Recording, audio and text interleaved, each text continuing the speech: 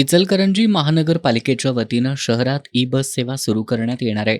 याबाबत माहिती देण्यासाठी परिवहन सभापती अरुणा बचाटे, महापौर उदय धातुंडे आणि उपमहापौर अनिल डाळ्या यांच्या उपस्थितीत पत्रकार बैठक आयोजित करण्यात आली. यावेळी परिवहन सभापती अरुणा बचाटे यांनी इचलकरंजीत 10 ऑगस्टला ई बसेस दाखल होणार असल्याचं सांगितलं. 15 ऑगस्टपासून या बसेस शहराच्या अवतीभोवती 25 किलोमीटर अंतरापर्यंत धावणार असल्याची त्यांनी माहिती दिली.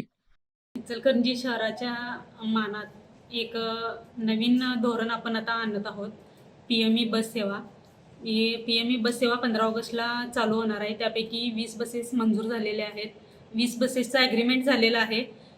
त्यापैकी पहिल्या टप्प्यातल्या 10 ते 12 बसेस ह्या त्यांचं काल इन्व्हॉइस झालेलं आहे. आज किंवा उद्या त्या निघतील आणि 9 ते 10 तारखेपर्यंत आपल्या इचलकरंजी शहरामध्ये पोहोचतील.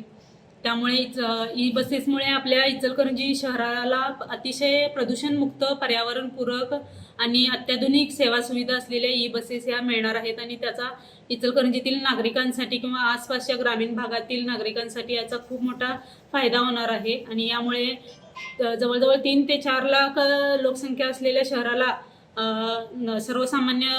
शहरातील सर्वसामान्य लोकांना या सेवेचा खूप मोठा फायदा मिळणार आहे. आणि यामध्ये दिव्यांगांना विशेष अशा सेवा आपण देणार आहोत. 15 ऑगस्ट दिवशीच याचं उद्घाटन होणार आहे. या बसेससाठी चालक आणि वाहकांच्या नेमणुका करण्यात येणार आहेत. सुमारे 125 कर्मचारी भरून घेतले जाणार असल्यानं युवकांच्या हातालाही काम मिळणार असल्याचं त्यांनी सांगितलं. इचलकरंजीतून शिरोली, वडगाव, हातकणंगले, कुरुंदवाड, नृसिंहवाडी, जयसिंगपूर, कागल, हुपरी, गांधीनगर, बोरगाव या मार्गावर या बसेस धावणार आहेत. इचलकरंजी महानगरपालिकेकडून अल्प दरात बस सेवा सुरू करण्यात येणार असल्यानं सर्वांना याचा फायदा होणार असल्याचं परिवहन सभापती अरुणा बचाटे यांनी सांगितलं. या पत्रकार बैठकीला प्रमोद बचाटे, स्थायी समिती चेअरमन सतीश मुळीक, गटनेते विठ्ठल चोपडे आणि नगरसेवक मनोज हिंगमिरे उपस्थित होते.